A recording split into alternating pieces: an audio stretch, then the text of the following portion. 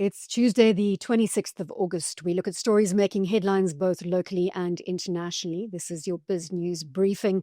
I'm Bronwyn Nielsen. We're kicking off today with some political fireworks. Helen Zille isn't holding back. The DA's Federal Council chair has slammed a recent poll suggesting the ANC could dip below 30% in the next election. Meanwhile, ANC veteran Naledi Pandor is turning heads with a brutally honest critique of her own party. Add to that a driving license card backlog that's still haunting motorists, and Donald Trump's latest Oval Office diplomacy pitch. It's a packed lineup.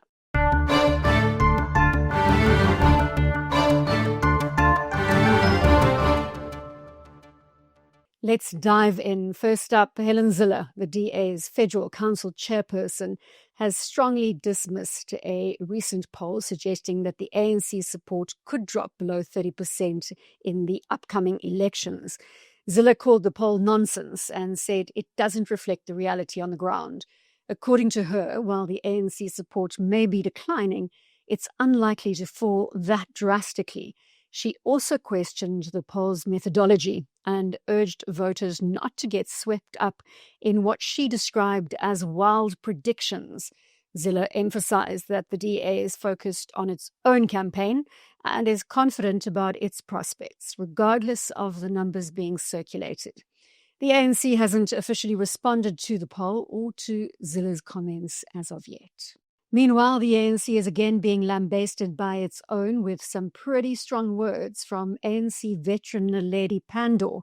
She's calling out her own party, saying the ANC has lost its glory and that a lot of South Africans now look at it with, I quote, disdain, horror and shame. Pandor was speaking at the centenary celebration of the late Gertrude Shorpe, a former ANC Women's League president and activist who would have turned 100 this month.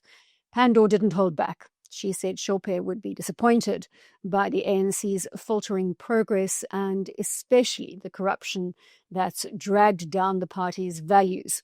She also pointed out issues at local government level and a general lack of capacity to serve the people. She called on women in the ANC to reclaim the party's historic mission, especially after the ANC lost its parliamentary majority for the first time in May 2024. It's pretty bold stuff, and it sounds like there's a lot of soul-searching going on inside the ANC. And we have lost our glory. Let's not pretend about it. We have lost it. The people are looking at us with disdain. The people are looking at us with horror and shame.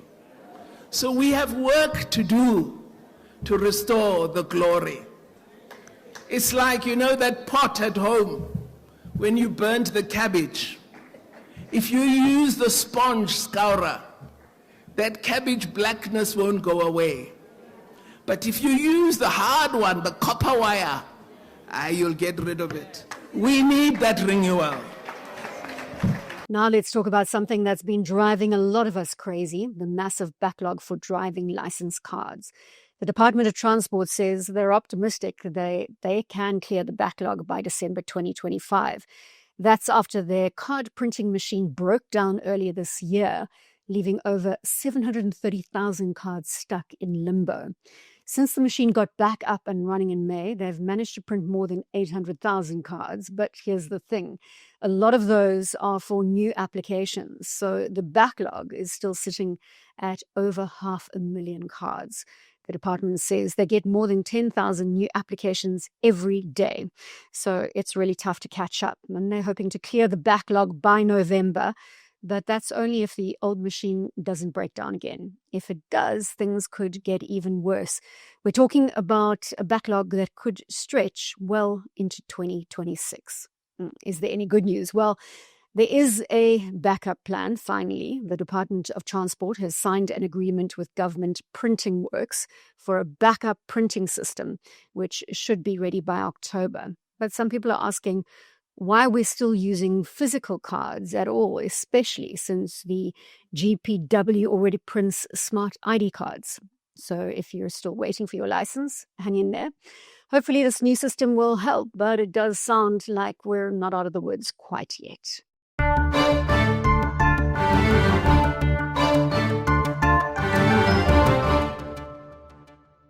This is where the unthinkable happened. They just came here and took his car. No. I sold it to them. What's this? It's crime scene tape. Did they pay you at least? Within 15 minutes, money was in my account. Were you happy with the number they brought you? I got almost the same price of what I paid for the car. Everything was easy, everything was painless. Well, there you have it, South Africa. With We Buy Cars, you won't come short. I'll tell you really. 1.93. We Buy Cars, the easiest way to sell your car by far.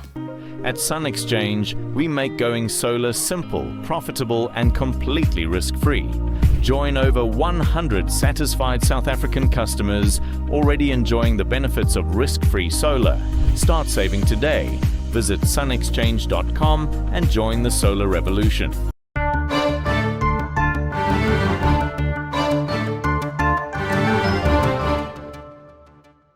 In international news, President Donald Trump says Russia's Vladimir Putin and Ukraine's Volodymyr Zelensky should meet on their own before he joins them to close the deal and end their war.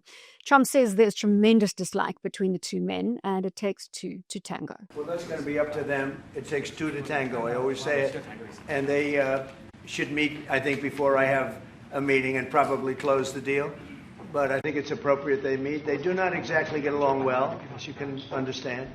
And I'm sure it's a meeting that perhaps he didn't like, but he wasn't happy about coming to the United States either. That was a big concession, and I appreciate the fact that he did. I thought this would be, in many ways, the easiest way. I have a very good relationship with Putin. I thought it would be the easiest one to stop, and it's really not.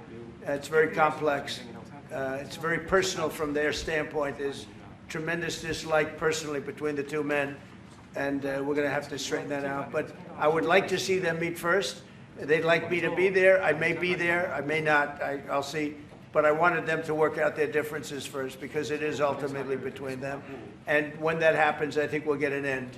Maybe they meet, maybe they don't. How long are you willing to let this play out? And if they don't meet, will there be consequences, and how soon for Russia? Yeah, there could be very big consequences, but we'll see what happens. There might be very big consequences because this is something that has to end. This war would have never taken place, and for 4 years it didn't take place. But if I were president, this war would have never taken place. There has not been a war like this since the Second World War. This is the biggest thing that's happened in terms of warfare, wars. It's a whole new form of fighting. It's a drone fighting. It's a drone war. No, a drone war never existed before. And we're actually studying it from the standpoint of Pete Hegseth and everybody. We're studying it and studying it very carefully. This is a whole new form of war, but it's a violent war. And there has been nothing like this since the Second World War. So we'll see what happens over the next week or two. And at that point, I'll step in very strongly. And if I have to be there, I'll be there. And we'll either have a deal or we won't. But a lot of people are dying, and I want to get us... President Trump has also called for Israel to end its war with Hamas soon. Trump said in the Oval Office to many people are suffering in the Gaza Strip, and he expects a conclusive ending in 2 to 3 weeks. Mr. President, what conversations have you had with Israeli Prime Minister Benjamin Netanyahu about what is going on in Gaza? There was a UN-backed report that said there was a famine in Gaza. Based on what you know and what you've been briefed on, do you agree with that? So, I mean, I deal with Bibi Netanyahu quite a bit. And we had great success, obviously, in Iran. We knocked out their nuclear threat. That would have been a horror show, having them have a nuclear weapon. They would have used it, too. We did very well there.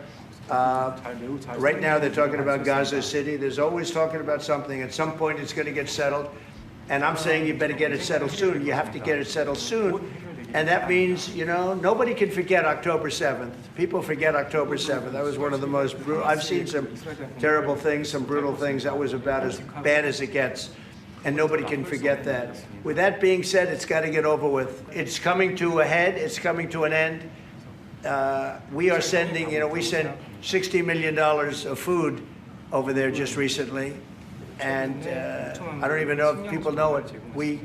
distribute it ourselves. We're giving a lot of food, spending a lot of money on food, getting it over there. We have a lot of food. We have a lot of oil, and we have the greatest farmers in the world. So we have a lot of food, but we're sending a lot of it over to Gaza, and we're feeding a lot of people. But with all of that being said, it's a lot of people to feed.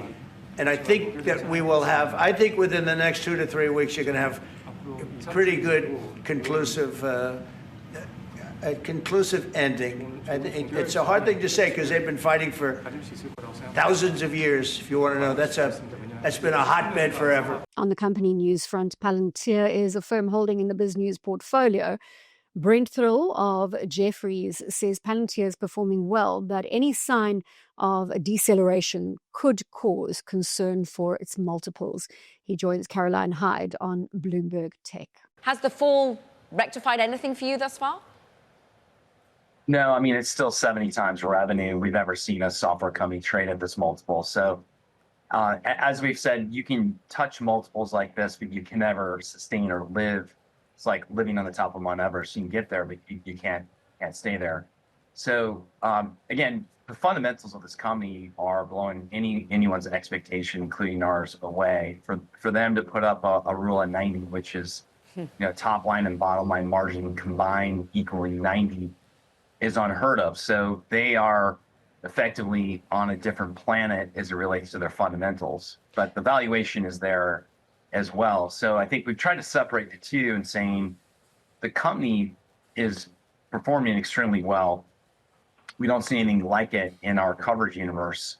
However, we have seen this before where you saw Snowflake, Datadog, others that traded at those similar multiples. They never sustained, and it was a tough fall. So the minute that revenue growth decelerates, and we've had 8 quarters of accelerated revenue growth, once you see that decel, the multiple is a concern. So do you have a view on when that deceleration will actually have? Because you've said in your notes that you've got limited visibility, lumpiness in quarterly bookings. I mean, are this actually going to start showing up and convincing the retail investor that has helped drive it up and to the right?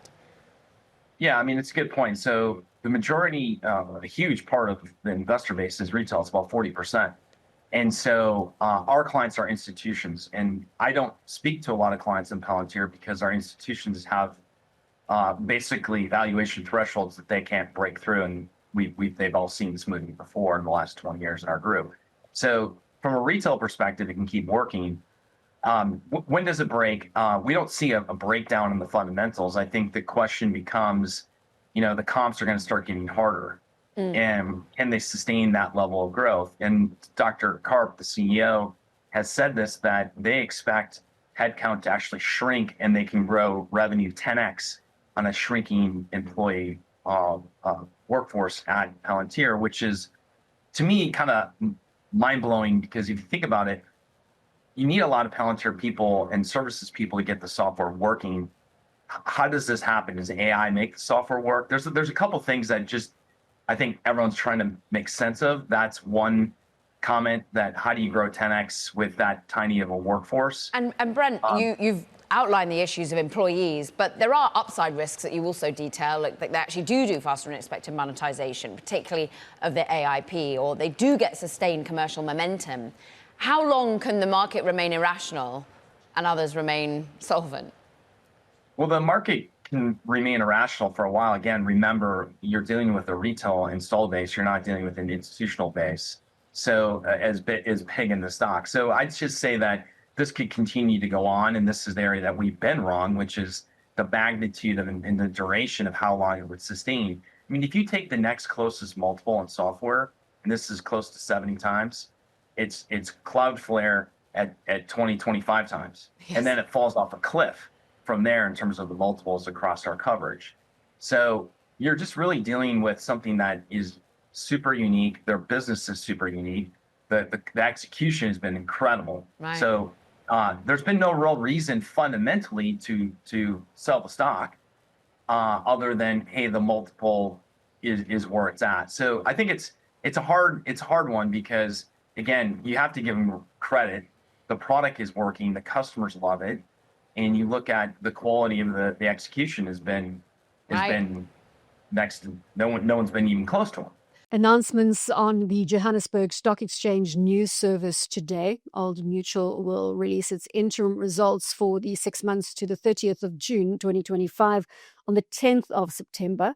Key profit metrics like adjusted headline earnings and results from operations per share are up, boosted by a strong performance in Old Mutual Insure, favourable markets, and last week's share buyback. However, headline earnings and IFRS profits are down, mainly due to changes in the Zimbabwe business's currency reporting. Cashbuild expects its earnings per share for the year ended 29th June 2025 to more than double compared to last year. Headline earnings per share are expected to rise by 7 to 12%. Final audited results are due around the 3rd of September. That brings us to the end of today's Biz News briefing. We'll be back tomorrow with more context on the local and global front. Thanks as always for joining us.